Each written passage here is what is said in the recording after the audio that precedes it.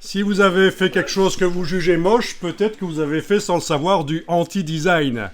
Alors le anti-design, je vous montre, c'est un courant dans le graphisme. L'anti-design, c'est un courant dans le graphisme qui consiste à passer outre des règles. Et c'est pour ça que vous arrivez à des posters comme ceci.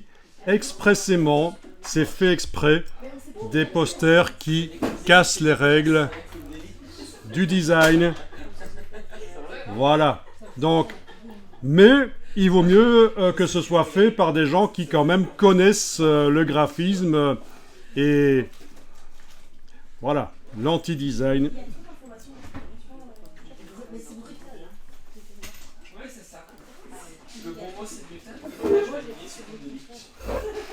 Donc, pourquoi pas? Maintenant, après ce que je viens de vous dire, vous savez que quand vous voyez des choses un peu bizarres au niveau de la mise en page, qui vous paraissent un peu entre guillemets moches, c'est peut-être fait exprès justement pour un peu sortir de la dictature de l'esthétique et du beau. Et généralement, c'est pour des choses artistiques que ça se fait. Il faut quand même que ça reste lisible, c'est un minimum, mais voilà. Très intéressant. L'anti-design. On ne fait pas des choses habituelles qu'on voit habituellement.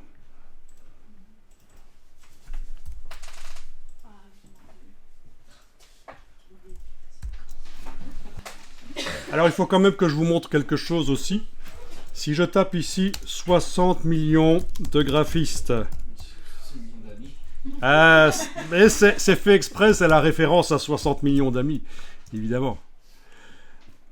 Alors il faut que j'arrive à trouver le lien. Évidemment, si je tape graphite, je vais tomber sur des sites qui parlent de pierre. Voilà, 60 millions de graphistes. Pas de toi, Pierre, je parle de graphite, de pierre. On se comprend. Alors, ça, c'est l'exemple à ne pas suivre. C'est chaque fois que quelqu'un voit une affiche très moche, et c'est peut-être pas fait exprès dans ce cas-là, c'est peut-être pas de l'anti-design. Voilà, dans les kermesses. Les kermesses, le problème, c'est que si vous faites une belle affiche, les gens n'aiment pas. Il faut des affiches moches, kermesse au boudin, etc. Eh bien, vous avez les pires références ici de ce qu'il ne faut pas faire.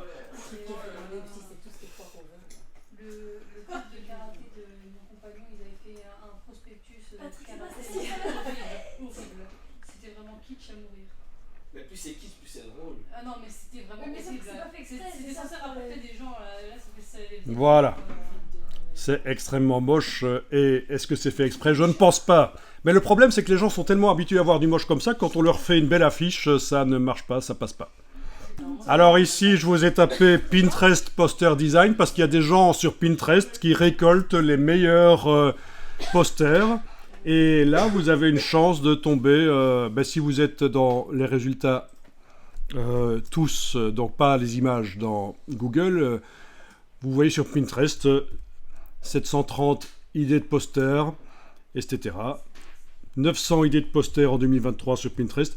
Donc tout ça, c'est très intéressant. Pinterest vous montre des posters qui, eux, sont corrects au niveau de la mise en page. Et alors, ce qui est frappant par rapport aux 60 millions de graphistes qu'on a vus avant, c'est le vide. Il faut faire du vide.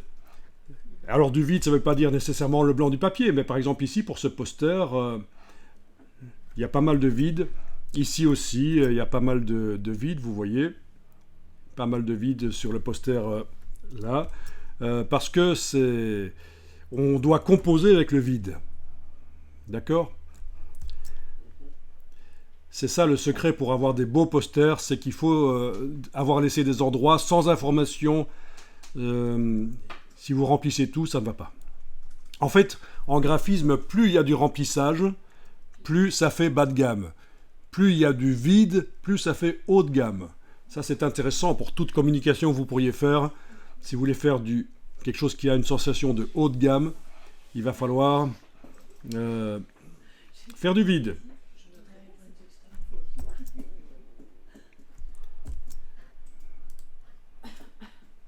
Bon, ici, on est plutôt dans le anti-design, dans ce Pinterest-là.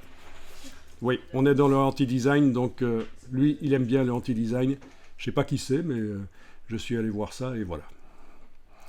Le anti-design ici. Pourquoi pas? C'est aussi un genre. Si on veut faire moderne, des couleurs acidulées comme ça, pourquoi pas? Et vous voyez que là, il n'y a même pas du blanc et du noir. Je vous avais donné conseil pour que ça n'ait pas l'air trop fade de mettre du blanc et du noir, mais il y en a certains qui n'en mettent pas. Et alors en soi, ce qu'il faut, une belle publication, un beau livre, une belle brochure, un beau poster.